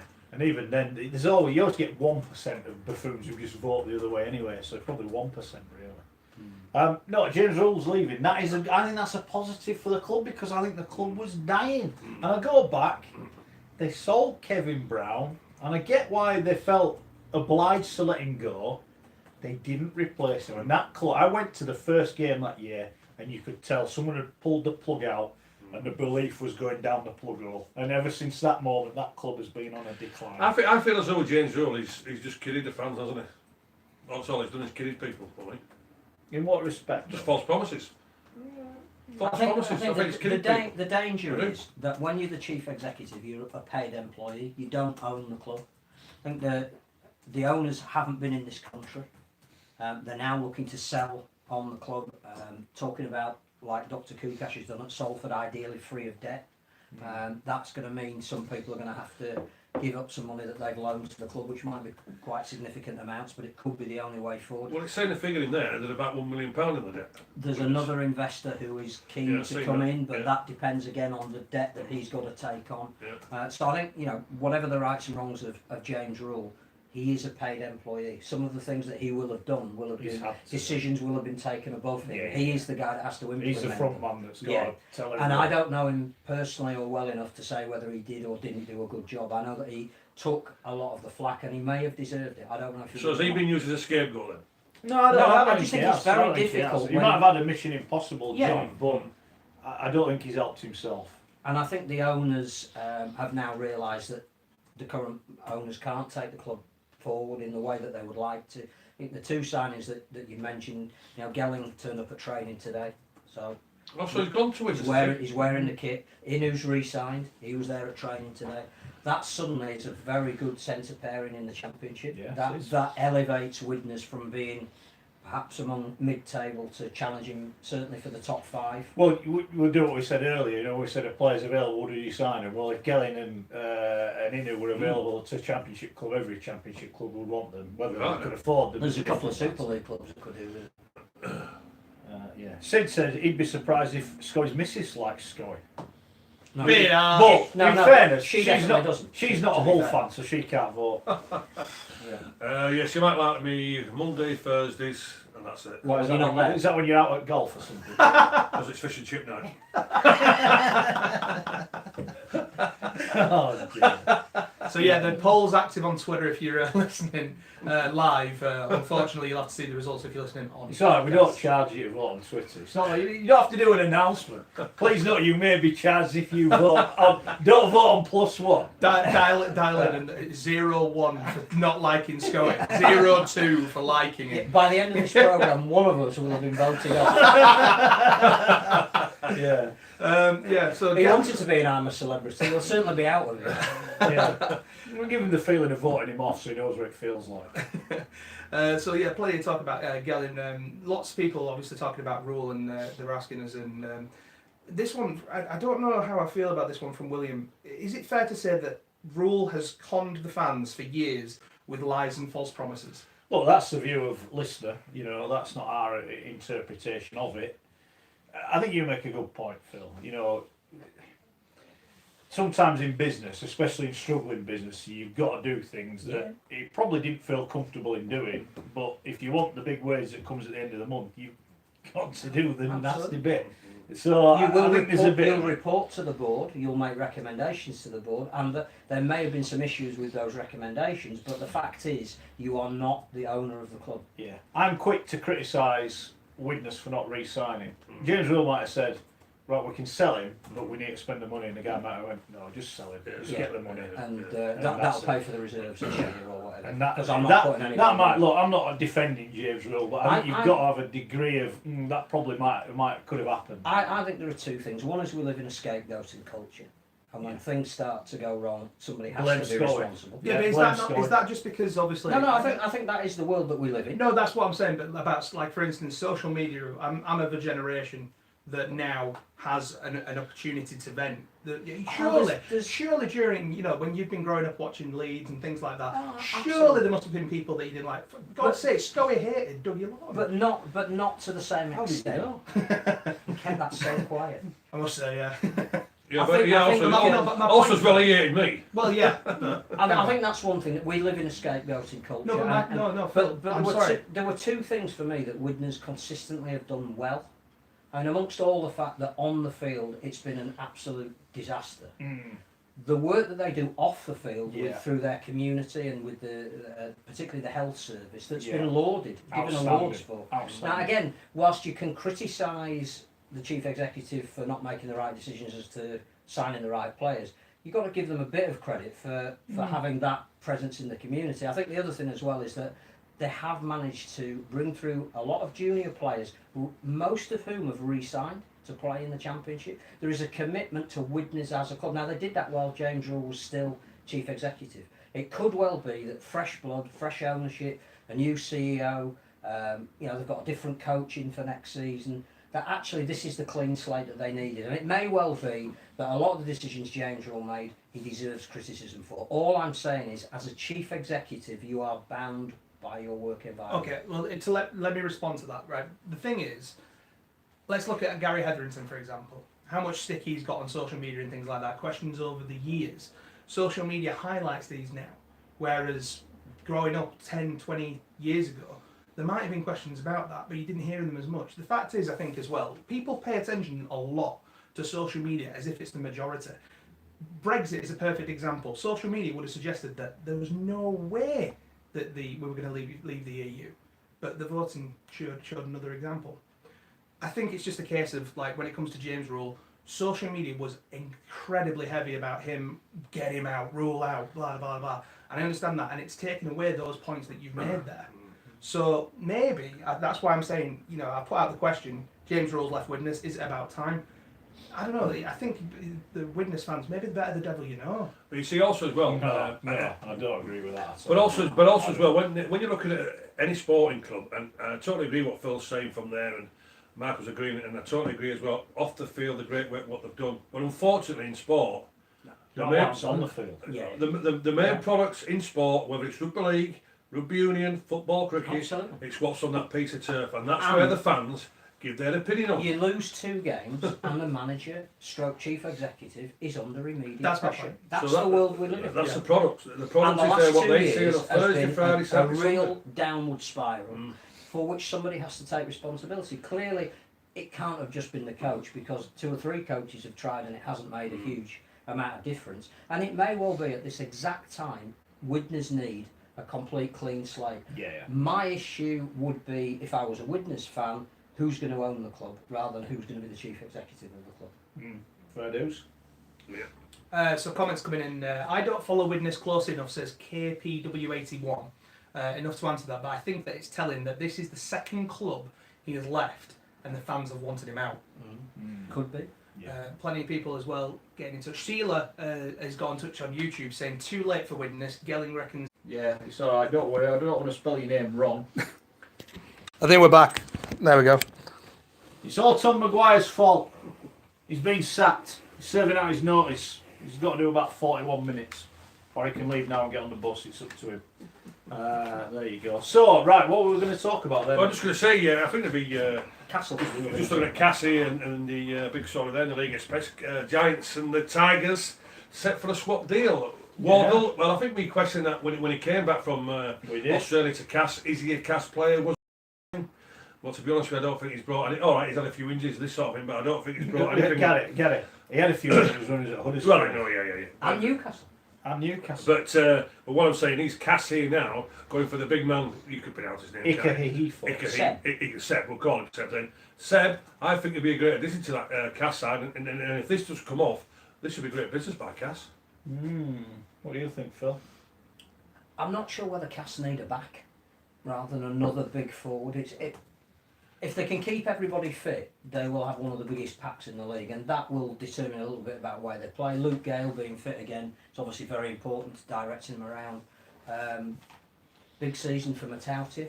I think he I was impressed with made him. a lot I of was friends impressed towards with the end of last year. Yeah. Looked like he could really do it at Super League level. Yeah. I think obviously a full season, a full pre-season behind him, then he's going to be important. But they've lost Jake Webster, obviously not replaced him like for like. If they lose Wardle, I mean, the strange thing about Wardle for me was, where was he going to play at Cass? because to me he's not a centre. No, he's not. He's a He's tackling machine. Let's be. Can we So he's a speak second honestly? rower. Jake Wardle had his glory days when he was stood outside what was a rampaging Brett Ferris. Yeah. When Brett Ferris was playing really well in the back row, who was stood next to him? Joe Wardle, who looked a world beater. I'm not saying Joe wasn't a good player, but as you know, Gary, if the guy who's looking at you is looking at the guy next to you, you've got more chance of getting past the guy in front of you, haven't you? Absolutely. And that's it. And I just think, for me, look, it's easy with hindsight, Gary. We did question at the time. We both said probably not the right signing for Cass, and I think that has been proven. The fact that they're trying to move him on. I like Ike for. It's interesting that as Huddersfield have maybe flourished, he's not. And I don't know whether he's on a big wage and Huddersfield try to free that up and get him out. I think that is part of it. But I don't know. I like him, mate. I think Huddersfield want to play a little bit differently. We talked about Wigan changing their style. I think Simon Wolford's had a look, was bought in to say keep us up first and foremost. Yeah. More than achieved that, and quicker than even he expected. Yeah. So that gave him a bit of a licence to have a look at what he had and how much money he had and how he could perhaps spread that money. I think Danny Brough going is part of that. There's a big wage freed up. If Seb goes, there's another big wage freed up. That means you can go and sign your Frawleys. Mamo's gone, that's another big wage freed up. It possibly gives Simon Wolford the chance to invest and play a slightly different way. And I don't think it's anything to do with Ike Hifo. I think he has been great for them over the last couple of years. It's purely that in a salary cap sport, you've got to find the money where you can. And we said that when Rick Stone was there, they had trouble with the salary cap. But one thing I would say about Ike for Gary is when Huddersfield were rubbish, and I mean when they were really poor, he was their best player every week. And I think that is a mark of a player, isn't it? When the chips are down and you're playing well, I think that's a mark of a man. I talk about it every week. We do as commentary, don't I? I talk about consistency, week in and week out. And if you want to be a good player, you want to be remembered as a good player, you've got to have consistent week in and week out and certainly hit the 7, 8s every week from there. And I reckon Big Seb for the Giants. When you mentioned when they were struggled, he was their best player week in and week out, and he set the consistency target. And I think it'd be a great signing for Cass. I know the way Cass player, certainly on the fringes from there, he will cause a lot of damage to the opposition. Very good, very good. Let us know your feelings. Cass related as well. Big news in the world of women's rugby league because Cass are going to play Callan ladies. Dragons, aren't they? Yeah, But even bigger news, Wakefield are in Super We'll League. come to that in a minute. Wakefield women. So Castleford Tigers ladies are going to be playing Catalan ladies. Curtain raiser Easter Monday before the men's game. And I think that's going to be really good. But Wakefield. And World Nines, which we still haven't got quite all the details of. We know it's going to be 12 invited nations, 4 women's nations. So if I was a women's player, if I were a women's player at the start of this season, the incentive of playing in a World Nines, because I think England will be one of those 4 teams. Fantastic. The more we can get international experience to our players, the better. And what it does mean, Wakefield coming in, we'll have 8 teams. Yeah. There'll be hopefully they'll get quite a consolidated block of fixtures. Yes.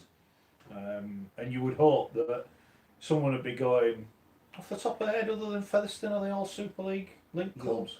And York, you would think they'd better marry up the fixtures whereby you'd be playing the same team. Maybe a few you double might headers. even pick one game each round to be televised. Might do. Yeah, we won't talk about that. We'll move on. World rankings. Yes, England we had a second. Spain shirt up, right? But Yeah. you made an executive decision to throw it in the bin when Well, you realised they'd gone down. They've gone down. Why have they gone down, Spain? They're still in the World Cup, but so we've gone with the 4th ranked nation, who are now tier 1 in terms of seeding, which is Tonga. Right. But the important thing is that England are second, Right. gone above New Zealand, as you would expect, having beaten them 3 times this year. But the percentage gap. 4 times. No, lost the third. Well, that's the last one. My apologies. The percentage gap between Australia and England is to the point where if they do actually meet in a 3-game series, the winner of that is likely to be the number 1 nation. Shame it isn't maybe next year. We might have to wait until the year after, but there is a chance, depending on obviously results between Australia and New Zealand in that gap, that England could be the number 1 ranked nation going to the 2021 World Cup. The 2 big movers. Again, quite exciting for if you follow rugby league outside of the conventional geography. Poland coming in and Turkey, which is on the back of their performances in the Emerging Nations World Championship. Poland particularly are saying let's build that into the domestic competition, which is pretty much fledgling at the moment. Turkey are playing currently their domestic competition. To anybody that's interested in seeing those results, I think the Bilgi Badgers beat the Bosphorus Wolves this week. And if you can think of two better names that played this weekend, then I reckon Scully's a Badger. I reckon he'd be a Badger. We'd be the big Wolves. white stripe down his head. Yeah. Badger, Joking where's that aside, it's getting quite serious now, isn't it? We are getting league fixtures every week. We're starting to get drip-fed bits and bats. We're laughing, but it is getting serious. Well, teams are starting to play, and all of a sudden, this isn't pie in the sky. It's 15 Aussies turning up to play because the grandma was born in Turkey 83 years ago. I would look at Jamaica, who we've lauded for the last couple of weeks, quite rightly, because not only have they got to the World Cup, but the potential that gives the sport. Well, there's been two more stories come out of Jamaica this week. One is that the Under-19s Championship for the first time has been won by a rural team. That's not one in Kingston, it's in St Elizabeth's. Right. Which again is just spreading the word. They've only been going 3 years and they've already beaten the other high schools. And the first women's team is playing. Right. So, again, it's just small landmarks that are on the back of having a wider profile. The South American Championship was played last weekend. Now, again, it's only the start of things, but Brazil have won the South American Championship. They beat both Argentina and Colombia. You've all got to start somewhere. Brazilian B team beat Argentina. The Brazilian women won. The Brazilian under-17s. Could Brazil be the next Chile? This is what we want, isn't it? We want more nations of note to genuinely be playing rugby, because all of those people that were playing in those games were from that continent. Let's get out to Brazil. What was it? Coco We're going to send you to Argentina to do that game, River Plate Boca. We're going to send you out as our 4020 live correspondent. Oh, cheers. You're driving the bus. Cheers. Yeah. Well, you said you wanted a good gig. We've got you one. I think going to Cape I might get the same response, don't you? Oh dear. It's my uncle. You saw my uncle the other week. He was reminiscing of times when Bradford went to Wigan on the bus and they all jumped the bus and threw bricks through the windows. They had to drive home on the motorway with no windows in the bus. So it did used to happen. No, it did happen. No, yeah, unfortunately, it happened. Yeah. Anyway. Right. Can we talk about the new camp? Yes. Or the Camp Nou, Camp whichever Nou. you prefer. In fact, I don't actually know which is the correct way to say it, but I think they call it the Camp Nou. All right. What do we think about this? Because I have my reservations about the fact that it's going to be essentially a fantastic occasion. It's sort of thing we should be doing, but there's not going to be that many fans going to it because, of course, it's the week before Magic Weekend as well. I have no reservations. I think it's fantastic. Do you think it's going to be a success, though? If you can't build it up over 6 months. Now they've won something and they're a credible. And they're playing the champions. So you sell it to the Spanish population as the cup winners against the champions. Yeah.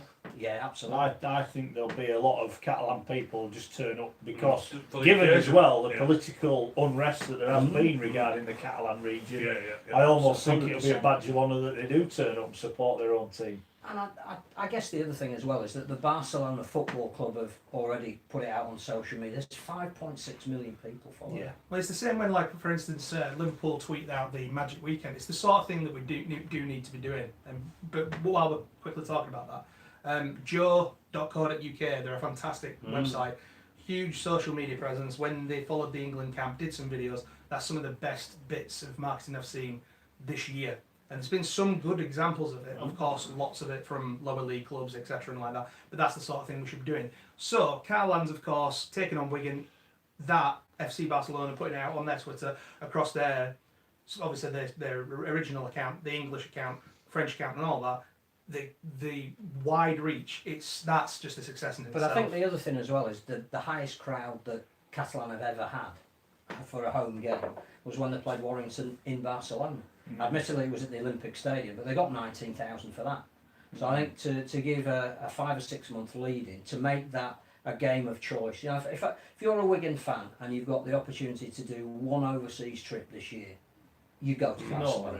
You would go to Barcelona. You know, like you say about, you'd go pay what's easy, pay what's. I think that's a lot of people might go, I might go to Barcelona for that. I might get on the plane. Easy to get to, in terms of there are a lot of scheduled flights.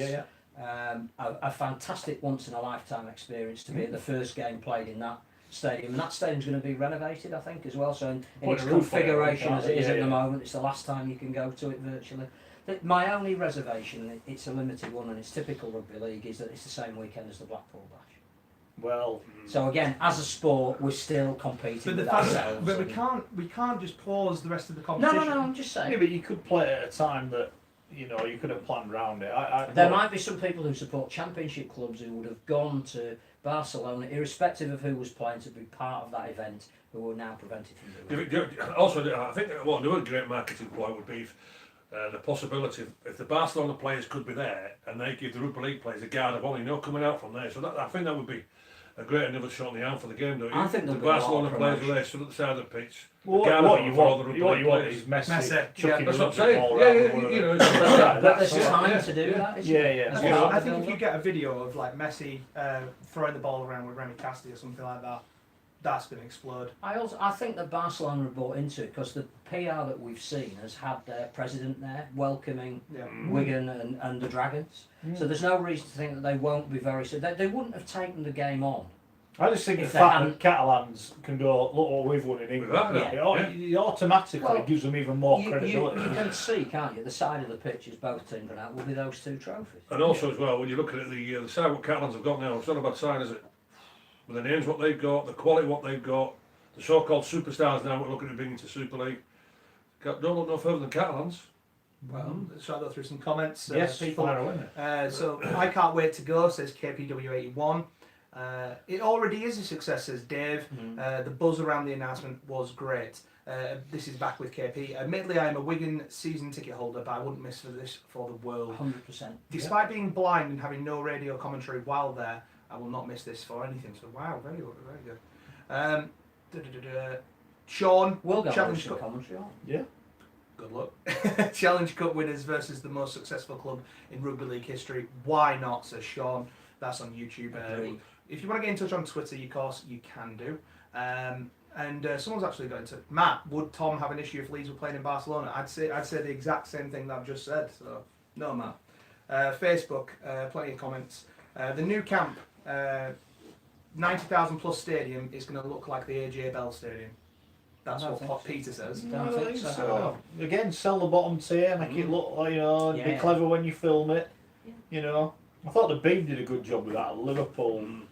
The only thing I think they messed up with, and they probably didn't have any choice with it, is when they were filming the half-time bits, it was in front of the empty bit. But on the filming, if you notice, right at the top of the picture was where the empty seat, and I thought, you know what, Phil, you've done Framed a really brilliant. good job Yeah. there. Yeah, and that's what they have to do there. You just got to make. Absolutely. So when it's in the paper, it looks like it's So random. if we only get 30,000, But what- we're going to what- say that that's a failure. Bearing in mind it's the biggest crowd that we've It's ever a had in Super 50% League. improvement But on you know, their the biggest crowd ever in gear. Super League is 25,000. Yeah, So if it beats that, it's a success. yeah, I agree. And maybe, you know what, that then kick-starts Leeds say, we're not having this. We want a 35,000 crowd, or we want, Cass, come on, we're going to play, we need... And that's what you've got to do. You've got to try and create the big thing and say, right, we're going to do it. And maybe the incentive for the team that wins the grand final every year is that they get to play a game in a prestigious location. Now, this is Wigan's reward for being the champions. Why have Catalan chosen them over everybody else? Partly because their travelling support is superb, but mainly because they can sell it as the Challenge Cup holders against the And they want Championship. to knock them out. Yeah. I think a good example is that they went to Australia as well last year, so the fans went with them. By the way, there has been a lot of comments about something I mentioned earlier. So obviously, I put this out. Should Super League clubs be signing some of the impressive Aussie schoolboys for a couple of years for the start of their careers, like you were suggesting, Mark? And it seems Very negative like response. a lot of people don't agree with you. The Go one on, person read them through. the one person who does is Steve, saying yes, it's a no-brainer. Bet some of the young halves would get a spot in a lot of our top sides. No, and then Ian, you'll be suggesting feeder clubs next. Stephen, no, give our boys a try. NRL wouldn't be giving our boys a try. Captain Chaos. I think you'll find if they're good absolutely enough, not. they would do, wouldn't they? I think you'll find we're not the NRL, is it? And then Mark saying we should concentrate on developing our own. Only sign them if it's a long-term agreement on both sides. I just don't see. You went to how old were you when you first went to Australia? 19. 19. What did it do for your career? Did it make you a better player? Oh, having yeah, been yeah, there? yeah, because It was life experience as you well. had life experience. I don't buy into that rubbish. But what it did for me as a player, it made me a better player because you had to play well week in and week out, consistently. Well, because if you didn't, you got dropped. And also too playing against better players week in and week out makes it a better player. Oh yeah. But as I say, I was lucky enough to have Frank Stanton as a coach, and as I said, with the 4 best coaches who I played under, David Ward, Mal Reilly, the late great Arthur Bunting, and Frank himself. He simply just said to me, "You're here to score us tries. You've got a free roll." So that wasn't coaching; it was management. But what Frank saw in me in the '84 Test series, well, I was all over the place, and I looked to score tries, and they wanted a try scorer, and that's what he took. But he didn't take anything away from my game. But if I didn't perform to the standard of what he wanted, then I would have been dropped. So the reason why it made me a better player, I watched, believe it or not, I listened as well. May not listen to a lot, but I listened and picked out the best bits from there of all the players, because when you looked at that dressing room I was in, Mark, right, and Phil and Tom, they had Gary Jack, Australian fullback, Steve Roach, Australian prop, Benny Elias, Australian hooker, Big Paul Shillington, mountain of a man, second rower, and Wayne Pearce, the loose forward. And then I say, when you just can't pick, if you can't learn and pick up little things from them guys, then plus as well, Scott Gale, your halfback. Scotty Gale at the halfback, Gary Bridge. I tell you what, he was as slow as you, but I tell you what's quick between the ears. Brilliant. We're looking at Phil. I don't know who we're looking at. Ball-handed player. So, but from a coaching point of view, when Frank Stanton said to me, "You're here to score us tries. You've got a free roll," brilliant. But it was better rugby league week in and week out, but you had to perform at a consistent level, really, and get an 8 out of 10, and else you'd be in reserve grade. And I know sometimes he does listen to the programme, it may not be at the moment.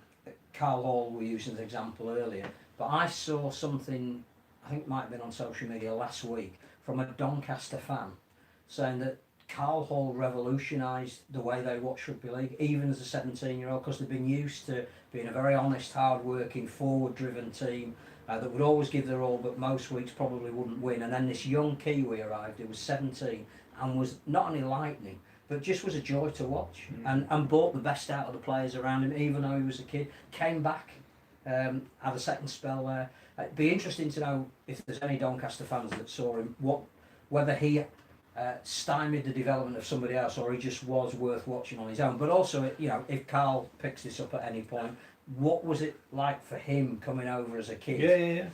As a life experience, how did that shape him as a player later on? Because he went on by a country, didn't he? He's in good shape nowadays.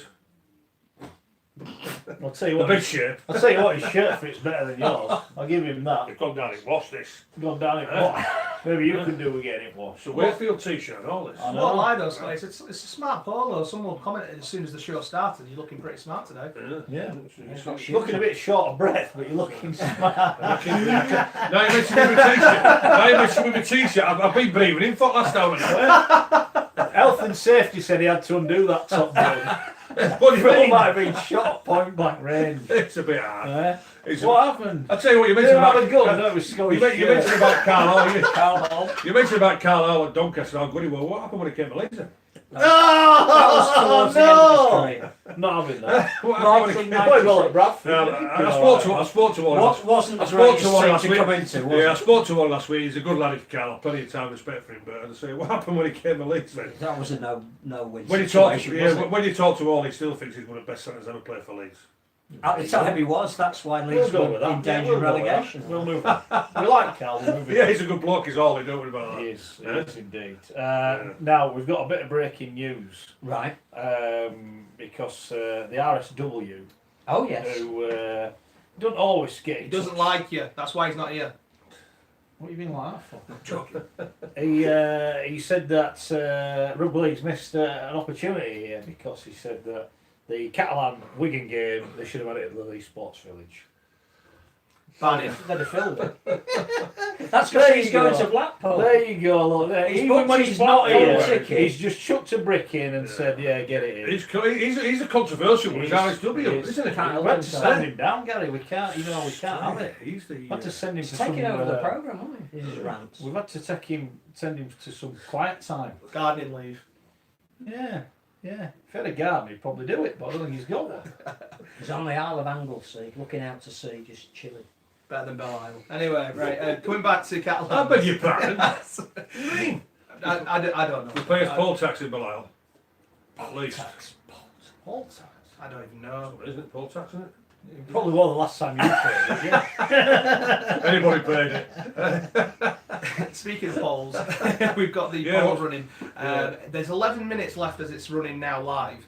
So get over to our Twitter at Did you get up to 4020. 95%? Now I left 3 options, Scotty. Right. I don't believe this. Do Hull Popular, fans? all I said. Do Hull fans like Scotty? Just that. Yeah. 3 options: no, God no, and a reluctant yes. And winning by 2% is a reluctant yes. There you go. Told you. Yeah, but what that actually means is No, no, no. Listen, no, listen, don't like it. no. Hey, listen. So actually, you're losing. I'll tell you the You're reason. losing. I'll tell you the reason why. Because the Hull fans are very, very intelligent. They're smart and they know exactly what they know about rugby league. They like the open honesty. They like the truth, and that's why they like the legend. Keep going, Hull fans. 65% don't like you. That's Keep all going. I'm saying. Rubbish. Leave it there. I'm still up there. Two-thirds. I'm still in there. I'm Told you. disappointed. That's not 98%. I tell you what, the first game of the season, we're going at Cake and bing bing, he's back. He's back. Going through car Mr. park. Pearson, sorry, access denied. Yeah. You don't just scan his ticket. Yeah. You just go, No. no, I'm working. No. Turn round, M62. I've got my press pass. Well, actually, I've got We'll get you one next year. And then you get that taken off as well. And we'll be keeping that. Yeah. Will we be getting our press passes next year? Will it be Super I don't League or know. the I RFL? don't know. Who's Just in one, charge? just Who's in one. charge? I don't even know. It does raise the whole split thing is quite interesting as well, because when it comes to Magic Weekend now, is it an event that the RFL are going to be publishing and pushing the tickets for, or is it the Super I the think Super that'll be League? Super League. Yeah, but it's not quite clear, is it? But I think And I that, think we're going to have a few more instances of that. well, that is another example of why Barcelona will be promoted by Super League and will be very high profile, and Blackpool will be left to the RFL, and they'll do the best job they can. But Can I ask a question you're not about comparing Silver like with Bash? like, can you? Just I saw something today. One of the clubs tweeted out. I think it might have been Lee, wanting all their fans to go great because Lee get all the ticket money, which is great. So who pays for the summer bash then? Is that an honest? Because I know they got. I always thought like you got half of your ticket money or something, and half went to the RFL, but they actually said we get all the ticket money. So if Unless that's the that's case, changed. then, Who pays for the who ground? pays for the ground? Who pays for the stewards? Who pays for everything else? RFL. Just a it's just a question. And if that is costing money, then what's the point? Or maybe they get their ticket money after expenses. Possibly, I don't know. I just thought it was a genuine question to ask. You know, it wasn't. I'm not being rude. I tell you what as well. We talk about Lee there from Mark, and I say they've got new coach there now in John Duffy. They've made all these signings, good Yeah. signings by all accounts. Yeah. All league people. All as league, well. all So league there's a people. So really I think that's good for the championship, because when you look at that championship now with the quality of what's in there, it's going to be quite Wide competitive, open. isn't it? Wide open. Very Scott. competitive. It's So- wide open. Derek Beaumont's made a statement. He's not in there now, but if they need some help, then I'll still be lingering about. But now, hopefully, they can take themselves forward and get back where they want to get. I to. got a lot of stick about Lee for saying, and I said it, and I'll say it, and I'll say it to Derek if he was sat here now. Is that I thought when he walked out on the club. Now we spoke to Derek earlier in the year, didn't we? Look, And I he think was he lost very, 4 of very the first 5. Yeah, and he he was was very great. He good. came on. Yeah. And he said, look, if we don't make the 4, then I No. aren't going to be able to finance it. Now, I think we were under the impression he'd sit to the end of the season and then he'd deal with it from there.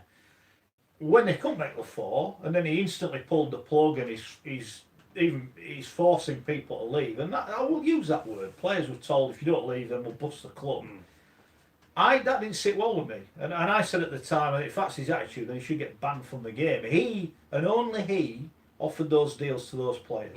No one made him sign any of those players. We go back to that tweet at the start, oh, look at our team, all NRL, all Super League. You're in the Championship, mate. It doesn't mean anything. He offered those contracts, right? He should have paid those contracts in full. Now, he may well, and I know he's settled with the players, and I've since come out and I said, great, he's done that, and I think he should have done it. I don't think he should have been forcing anyone. He signed those deals. It's like saying, well, it's going to bust the club if you don't leave. Well, you signed the contract. Correct, Right? yeah. You're offering me the money. Yeah. Yeah? It's like he drives around in his Lamborghini.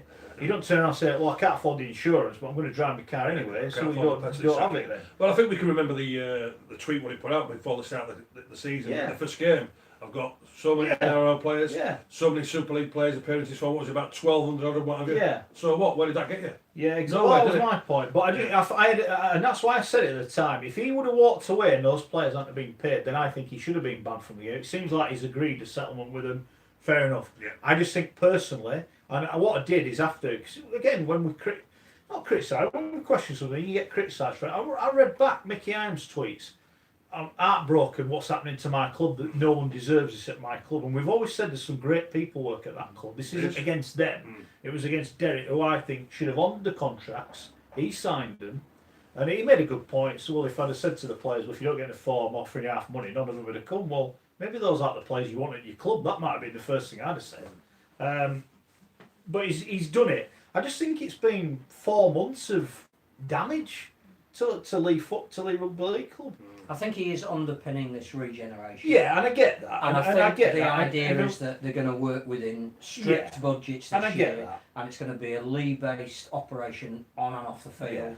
And 2019 will be a year of consolidation, and 2020 they'll look then to perhaps be in a position to strike back for Super, which is fine. And that's great. I have And no we've issue got with to that. a point now Absolutely where no that's issue. absolutely the way The forward. point I had was you cannot sign players and then say, no, I'm not paying you. Exactly. I'm not paying you.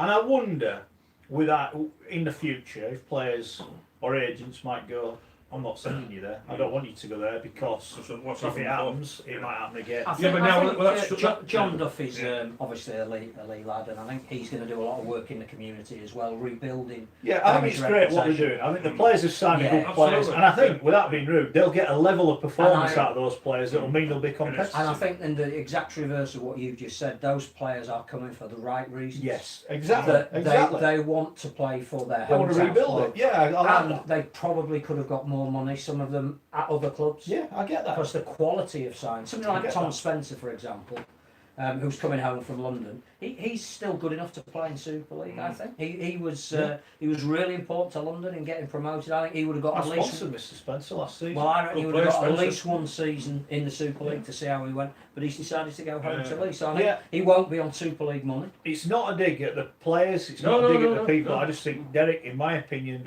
should have honoured the contract. There shouldn't have been all this messing about and with a view. And what see also as well what John Duffy will do, as Phil's mentioned there, for the community, that John Duffy will build the trust and get the trust back from everybody to get back involved in the club. Commercial partners. Yeah, because I've been involved in the club, Keithley. You know what I mean? So it's a matter now. At this moment in time, with the way Keithley are going, hopefully some action going to be taken this week. And so then it's getting the trust back of the people who want to be part of that club, who want to take it on this journey, who want to take it on this vision and get where they want to get. But the trust has been broken.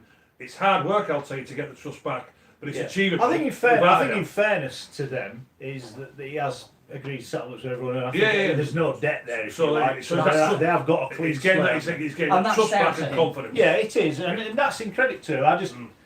I don't think we needed all the unsavoury bit in the middle. Absolutely. He might argue he had to play it that way. He calls it all himself because, like Mr. Kukas, as we know down the road, Didn't have to sign the players. Exactly, it was all about me. It's all about me. Well, I'm in charge. I'll do what I want. There was an assumption that they were going to be in the four. The worst that would happen is they would finish Well, fourth. what do you do? I'm sure you've got a business plan here at your shop. Yeah. We don't sell anything. Yeah, then exactly. we're having dairy sandwiches next week. But I honestly don't think that was considered.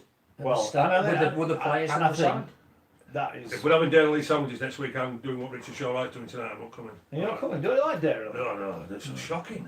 We'll get some fat-free stuff. You know, if you're worried about your physique. I tell you what, I don't mind fish and chips. Can we get some fish and chips at about 7 Well, o'clock? to be fair, instead of what we're cup of hoping tea? is, well, you win your court case because you've forgotten it. You owe me a curry, and I haven't forgotten. There's a very nice curry shop There is. 2 doors down. There is. Phil's told me about. Yeah, but I've looked at the menu. It's a little bit expensive to where I'm Don't going. worry, not- I'm it's not not- bothered. it's No, not hold on, that South was Leeds. never. Hold on, that It's was not South never. Leeds. That was never, was it? No, we it can wasn't. have a curry, but we're going to But it's- Asda. we got Nuffies Asda. isn't there anymore. Nuffies is closed. £2 Hey, pound a head. do you know what? And I say because I never used to be into the Indian food. I love it now. It's my favourite food. But the first time I went to this top restaurant, when I say top restaurant, it's where the lads went at Naffies, and I went there. When I first signed for Leeds, and I didn't really like it. We got there about 4:15, something like that. We've been at TC's and all this sort of nightclub anyway. So I went to the Indian, and do you know what I got? Omelette and chips. Is what? Omelette and chips. Scampi and chips. Scampi and chips. I ordered in Indian. And you know what? It was a shocker. Shocker championships. But to be honest with you, I like Indians, but don't worry, I haven't forgot about it. No, But don't worry, I haven't forgot about it's it. the rest That's what of you you. need about That one next door is too expensive. I've seen the menu. No, I'm not bothered. Are you bothered, Phil? No, Hold on, where's he coming? Tom, you can have a vote for Richard. Are you Richard's bothered? coming. No, Richard's not Hold bothered. on, the either. bet between me and you, not every Tom, Dick and Harry. Well, I think We'll if I find publicise the record- date. Anybody can come. Yeah. Is Ross and Tracy downstairs? Are they No, coming as no, well? just Our walk- builder's coming as Just well. walk, just walk in, see you with the Schofield party. The Schofield festive feast. Yeah. Tell you what, we might as well invite Adam Pearson as well. Well, he won't come. He won't come. You're just getting silly now. Why? Because you're Your there. 35% of mates from all might come with you, though. I'm leading that So, poll. well, I think it's coming close to an end, but I think there's still definitely two things we need to discuss. Obviously, the rumours about what's going on with Fev, and they've got their new head coach apparently. Yes. The guy from obviously New South Wales Cup. I'm not sure about the guy. Obviously, I don't know his name. I've completely forgotten now. It's in the paper. Yes, is it Ryan Carr? Something like that. Yeah. What do you make of that? What's that?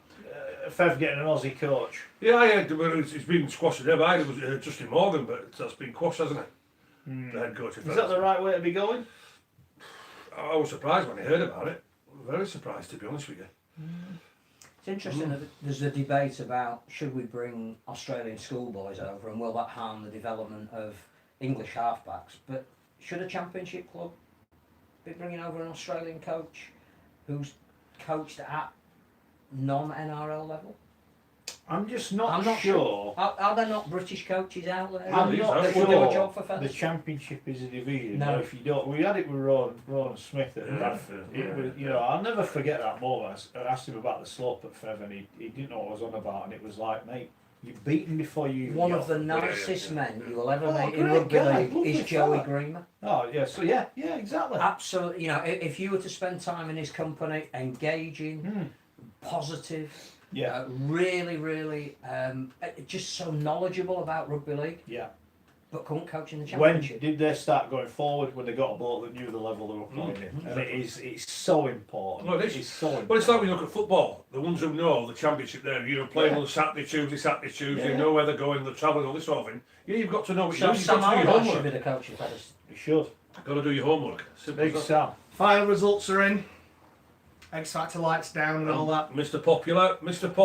32% of fans, Hull fans, like Scully. Don't like Scully. 33 It's a said, big rig. God then. no. It's like doing the final on the X Factor and you got it wrong, didn't it? Yeah. So far you've had two jobs. One to put YouTube on, you broke it 3 times, and 2 to rig the poll out and you've got it wrong. I mean, then I wonder why I got made redundant. But anyway, right, going on about the Hull fans. Satire, Well, satire. whatever. Do Hull fans like Scully? Well, the winner with 35%, a reluctant yes. So well done, Scully. Well done. I still There you go. maintain 65% don't There like we go. it. Hull fans, you know exactly. You like 65% you don't like the it. open honesty, Hull fans. I think the Thank you very 35% much. were Hull KR fans. Yeah. I need to talk obviously about Andy Gillen. You said we'd come back to it later. Yeah, go on then, We're running yeah. out of time. Of course, he's now actually been pictured, and he's put that picture out on his own social media just in the last few minutes. If you're not with us, you're against us. I mean, kind of ironic given the week that he's had, but I think he's great. he's a character. He's a very But big also, he's character. mastered the art of social media. And if you're going to appeal to a younger, perhaps newer audience, you want to tune into what he's got to say because you never quite know. The videos he made when he was at Wigan, the musical ones, I couldn't wait for the next one. They're brilliant. There was the one with his lucky pants that was very funny as well. Things like that. I think it's almost And you know people it's take him too seriously and too literally because he put something out earlier this afternoon that people are saying I'm too good to play in the Championship. I was too good to play in Super League. You know, don't take him seriously. He's played in the NRL. Hey, I tell you what, so- it's not about that social media. Can I do a video of me in my dressing gown? Bit of dancing and That's stuff. why, What do you that's think? why you're on CFAX. to be honest. Yeah. that's Yeah. why you're not verified. We'll Gmail you the details. And of course, I think it's coming back to Phil's point. It's like Conor McGregor. At the end of the day, it could get a headline, and that's what we need. doesn't And what it? the Widners need at the moment. Exactly. Positive headline. And then, of course, we've had loads of comments about it, Toronto, and this apparent winding up order. I don't know a lot about it, actually. But, Mark, what do you know? Well, I mean, it was brought by our friend and colleague John Davison, wasn't it? But it's not the Wolfpack in Canada, it's a subsidiary company, isn't I it? think it's something to do with a dispute over a level of legal fees for the case to get Ryan Bailey legal representation. And Ryan Bailey then left the club anyway, I know so what an nothing absolute more than that. nightmare. What a nightmare that is though for them. Yeah, I don't know anything more about it, but it's not going to affect the way the Wolfpack run. Well, someone's going to have to pay that bill, yeah, aren't they? somebody. Yeah. Someone will have to pick that There'll up. be a That's a lot of dispute money. over the bill, which will either go to a court or it won't. How much is the bill, do we know? There's a It's a figure lot, being isn't put it? in I think it's a lot, yeah. 6 figures, I think. there? Is it? Yeah. Enough to pay for my curry anyway. With a bit of luck. Tell you what, looking at that waistline, son, you need to take it easy. Christmas is coming It's a up. big jumper. Christmas is coming up. Big You jumper. need to start saying it easy. I'll Stop tell you what. breathing in. Stop breathing breathing Stop in. breathing in. Try you can talk for so long, breathing in for 2 hours. Stop breathing in, Mr. I Wood. thought we had Motley on the show. Goes a bit harsh. Oh, That's it. yeah, go for it, yeah. John Thompson's got in touch going, what about Doug Lawton going for a curry with Gary? Is it aimed at As short? long as it, as long That's where Scott just gets up and walks out. as He long as it leaves. was in a different restaurant. Not even give it the answer. Just walks out. You could take him to Asda instead of Mark. Going back Take him to, to abattoir. let's go through the comments. So of course we're asking about the Catalans and things like that. Is it going to be a success? People already saying like it is already a success. Yeah. Tim has already booked his flights to Barcelona. It's one for all rugby league fans, Yeah. not just the pie eaters. Agreed. I think we're obviously throughout the show we've had a lot of talk about Hull, and thank you very much for doing so. Dave, Jacob Miller struggled when he was brought to Hull, but look at him now, he's much improved. People questioning the quality. Stephen Coates was asking about the Hull KR recruitment, and he's saying quality in Garbutt, WTF. I think Garbutt is quality. I think he could be one of the signings of the year, to be honest, but that's just me maybe. And then lots of people getting in touch about the England-Australia, obviously Rankings. the rankings and things like that, but also talking about the schoolboys and stuff like that, but it's of course the Yorkshire and the Lancashire lads. Yorkshire did a really good counter themselves, I thought, so it's a shame that obviously the second half didn't go too well, but I think the main thing is obviously when you can watch it on the Owl League app, get watching it, free to air. Go to the game if you can. Well, yeah. Missed opportunity, says Andy. The new camp should have been a double header. Wire versus Leeds and the Catalans versus Wigan. I think that would slightly detract from it. It's a Catalan thing, Yeah. and I think in that region, that flag means everything. Yeah.